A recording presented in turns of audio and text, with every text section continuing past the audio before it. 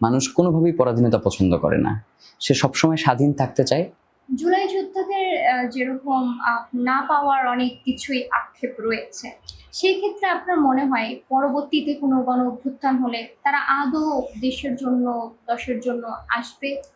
এখনের যে পরিস্থিতি, দেখেন, আসলে এই লড়াইটা কেউ কোনো কিছু পাওয়ার জন্য করে নাই। যেমন শহীদরা, সে কিন্তু তার জীবন দিয়ে চলে গেছে, তার আসলে কিছু পাওয়ার নাই।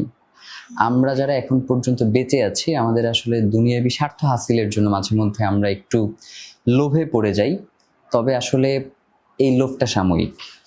যখন বাংলাদেশের প্রয়োজন হবে তখন আসলে এই মানুষগুলো আবার নেমে আসবে, এটা আসলে বিশ্বাস আমাদের। কারণ হচ্ছে 47 হইতো না যদি মানুষ না নেমে আসতো, 71 হইতো না যদি আসলে এই লড়াইটা চলমান না থাকতো, এবং 24ও হইতো না যদি আর কি হাসিনার এই ফ্যাসিবাদকে মানুষ মাইনে নিত। যার কারণে মানুষ আসবেই। মানুষ কোনোভাবেই পরাধীনতা পছন্দ করে না, সে সবসময় স্বাধীন থাকতে চায়। সাময়িক সময়ের জন্য আপনি তার এই স্বাধীনতাকে কেড়ে নিতে পারবেন, কিন্তু সেইটা কিন্তু দীর্ঘস্থায়ী না। সে তার স্বাধীনতার জন্য যা খুশি সে করবেই, তার স্বাধীনতা অর্জনের জন্য।